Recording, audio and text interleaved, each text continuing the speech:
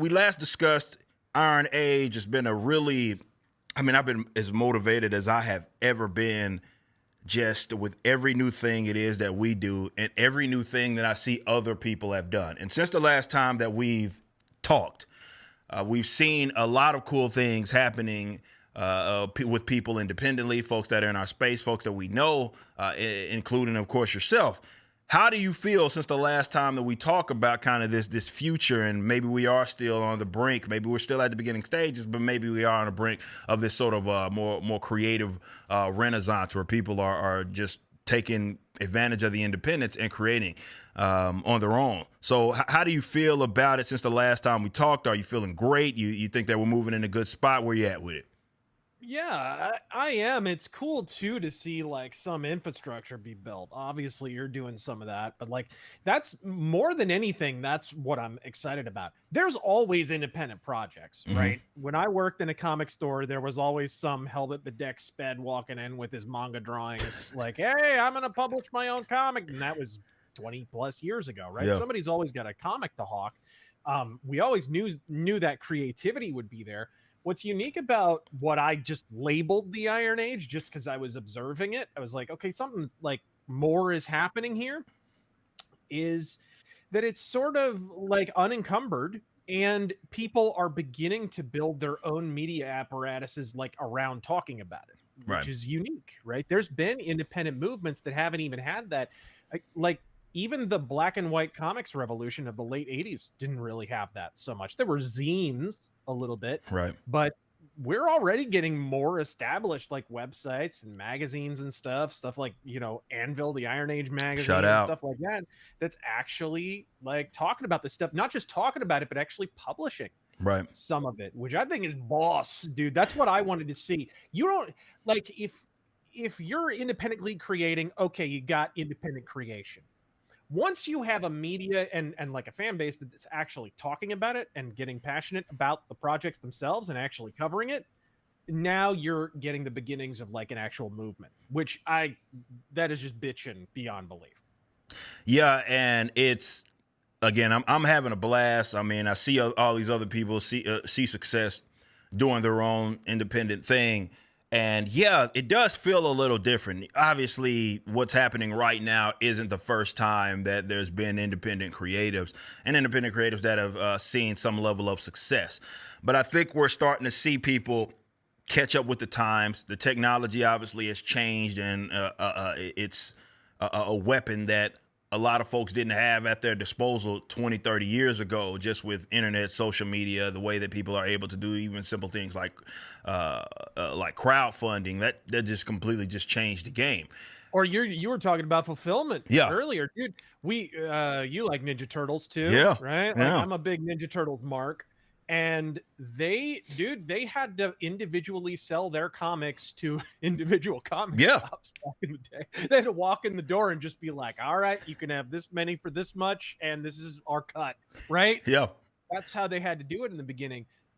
All those walls have been knocked down by the internet. What's interesting, I think, and probably distinguishes this Iron Age right now, or whatever you want to call it, that's just what I pulled Yeah. out of my ass in the Yeah. middle of that video.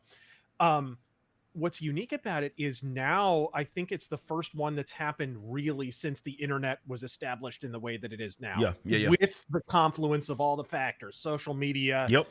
print on demand, all the different things, crowdfunding that are kind of it's the first big independent movement since the advent of all of those things, Yeah. which is gonna be wild to see how that changes it. You can already see how different it is from when someone made an independent comic back in the day, right? Okay, I worked in a comic shop, for example. I'll give a shout out to a guy I used to work with him, Jeff Pena. He does a comic called Dr. Oblivion's Guide to Dating My Teenage Daughter.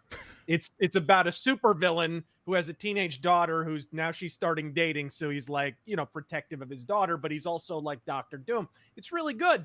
But he came out in like the early 2000s with that. He had none of the like the facilitatory sort of machinery that's actually going to be able to sell. He didn't have a lot of social media. And MySpace Yeah. back Yeah. then. We Yeah. didn't have it. Now we've got so many different avenues to get that out there. If he had launched that now and it's pretty successful on its own, by the way. He goes to all the comic conventions and stuff, but like it would have been huge.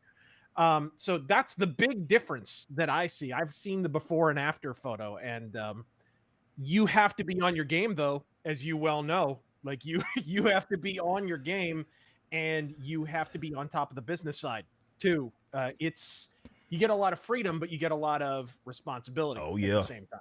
more than anything, and I think that's obviously, that's what we're trying to do. What we're saying is assist those that may not have that eye, because I don't think that's particularly a knock to someone if they don't have that eye or that more business bone in their body. But we looked at the market and we was like, oh, this is a way that we can kind of assist people there, because to your point, when you are doing things independently, you're doing everything. The buck really does stop with you. So there can for sure be some things and I think that's what we're finding out as people figure out these creative ways to do things.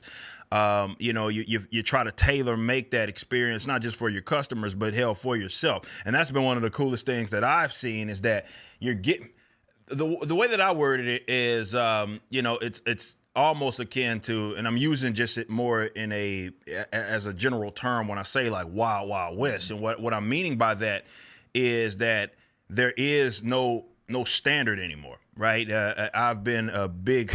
I've complained about this whole direct market setup as an example, and it never made any sense economically to me. No, it was the most you and I, you got your soul poster back there. We all know about artificial monopolies. We know monopolies really can't exist long term without some kind of artificial imposition. Facts. And dude, diamond distribution was a classic example of that, like purely coercive monopoly. Yep. And I worked on the comic shop side, and I saw it. They were terrible. It got to the point where Marvel had their own previews magazine that they were putting out just because Diamond was so bad, but they still had to use them.